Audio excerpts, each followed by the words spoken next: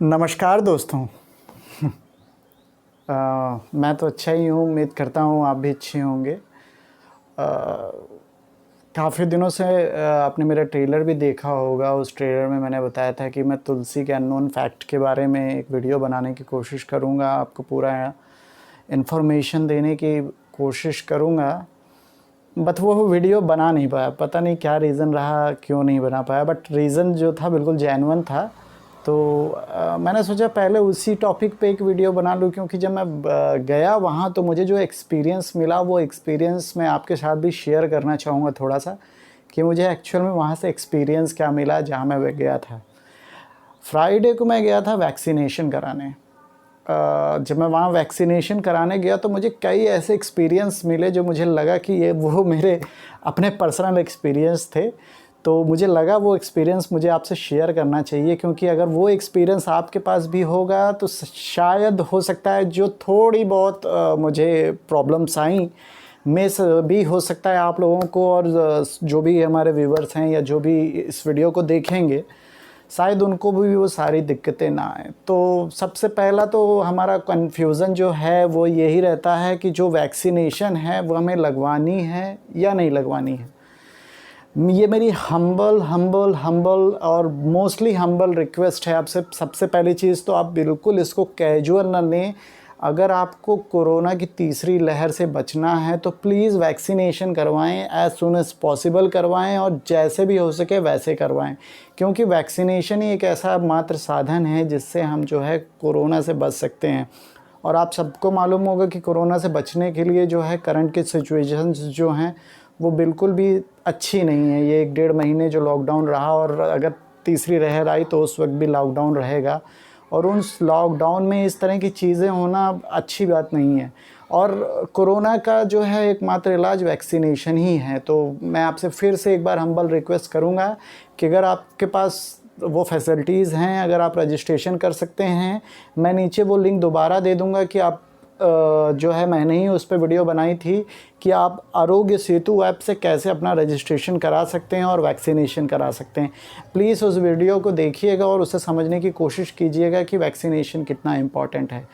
तो जैसा कि मैं आपको बता रहा था, जब मैं वैक्सीनेशन कराने गया तो वैक्सीनेशन में सबसे बड़ी बात ये थी कि वैक्सीनेशन के जाने के दौरान जब मैं वहाँ वैक्सीनेशन करा रहा था उस वक्त मैंने लोगों को इतना महसूस किया कि लोगों में मतलब कितने तरह के ह्यूमर्स हैं जो उनको व्हाट्सएप यूनिवर्सिटीज़ की तरफ से मिलते हैं या और भी कई जगहों से मिलते हैं। वो सारे ह्यूमर्स उनके वहाँ पे थे।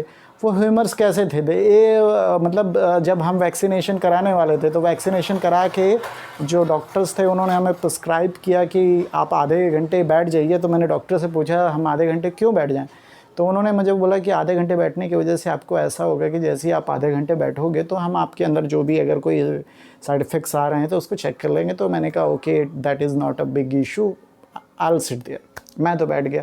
वैसे 4-5 लोग और थे वैक्सीनेशन कराने वाले, तो उनमें देखिए कैसे ह्यूमर्स होते हैं अलग अलग तरीक़ों के। उनमें से एक व्यक्ति ने मुझे सजेशन दिया कि ऐसा है आपने अभी वैक्सीनेशन कराया है तो आप घर जाइएगा तो कम से कम 10-12 दिन घर से बाहर नहीं निकलिएगा। मैंने उनसे पूछा कि इसके पीछे क्या रीज़न है, ऐसा क्यों नहीं करना चाहिए?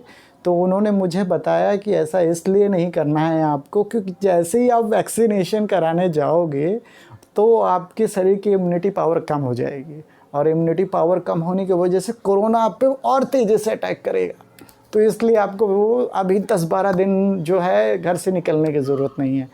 अगर हम दूसरे की बात सुने तो दूसरे ने जो एक जो जिसको बोलते हैं व्यू दिया अपना, वो व्यू क्या था कि सर कोरोना जो ये वैक्सीन है इसको लगाने की वजह से ना कई लोग अंधे हो जा रहे हैं।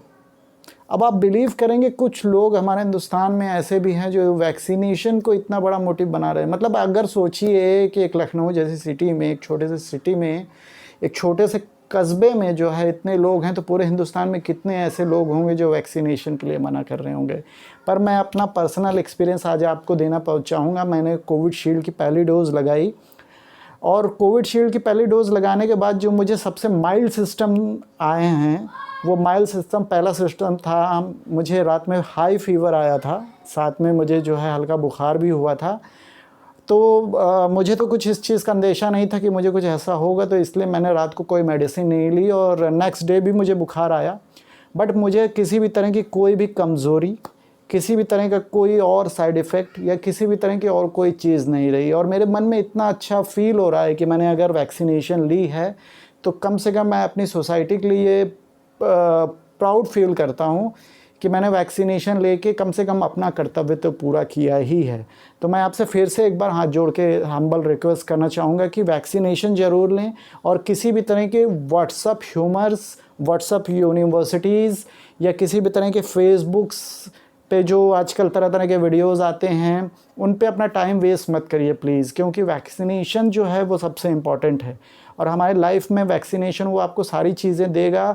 और जो भी मतलब अगर हम और कुछ भी ना समझें तो वैक्सीनेशन से आप कम से कम इस कोरोना की तीसरी लहर से तो बचेंगे, इस तरह के लॉकडाउन से तो फंसेंगे, जो इस तरह की क्राइसिस चल रही हैं उससे तो हम कम से कम बच जाएंगे। तो मेरी आपसे यही रिक्वेस्ट है कि प्लीज़ वैक्सीनेशन कराइए।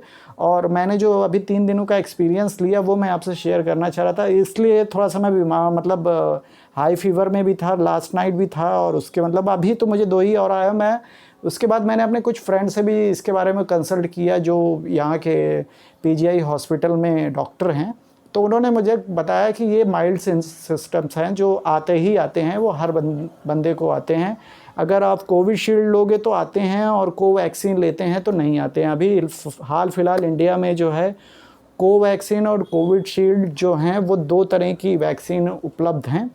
तो मैं आपको तो सजेस्ट करूंगा अपनी तरफ से कि आप जो है कोविशील्ड लगाइए, क्योंकि कोविशील्ड का फ़ायदा सबसे बड़ा ये होता है कि जब आप कोविशील्ड लगाते हैं तो कम से कम आप 50% कोरोना से जो है वो इन्फेक्शन होने से जो है वो 50% सेव होते हैं। और दूसरी डोज़ लेने के बाद कम से कम 87% जो हैं आप कोरोना से जो है सेव हो जाएंगे। एक चीज़ और बताने की कोशिश करूंगा, जो लोगों में ह्यूमर है, और प्लीज़ मेरी इस वीडियो को आगे जो है फॉरवर्ड करने की कोशिश कीजिएगा या इस चीज़ को समझने की कोशिश कीजिएगा कि इंजेक्शन या वैक्सीनेशन लगवाने से आप कोरोना से नहीं बच रहे हैं। आपको वो सारे प्रिकॉशन तब भी लेने पड़ेंगे जो प्रिकॉशंस की ज़रूरत होती है, यानी कि हर 3 घंटे पे हाथ सैनिटाइज़ करने हैं, साथ में मास्क का उपयोग करना ही करना है। अगर किसी भी पब्लिक प्लेस में आप जाते हैं 6 फीट की दूरी बना के रखनी ही रखनी है। बस इस वैक्सीनेशन का एक थोड़ा सा प्लस पॉइंट आपके पास ये हो जाता है कि आपका डेथ रेशियो कम हो जाता है, यानी कि आप बीमारी से जल्दी रिकवर कर जाएंगे। तो प्लीज़ ये ह्यूमर्स फैलाना बंद कीजिए और वैक्सीनेशन लेना जो है वो सबसे ज़्यादा चालू करिए। और मैं उसके लिए भी आपको बताना चाहूँगा, ये जो पीछे जो शोर आ रहा है, ये वीडियो मैं घर से बना रहा हूँ तो उसकी वजह से इस तरह के शोर आते रहेंगे। तो आपने मेरी वीडियो देखी उसके लिए धन्यवाद। और मेरी मैं जल्दी ही जो है तुलसी के बारे में भी वीडियो बनाऊँगा, अननोन फैक्ट्स के बारे में। आपने इतना समय दिया उसके लिए धन्यवाद। नमस्कार।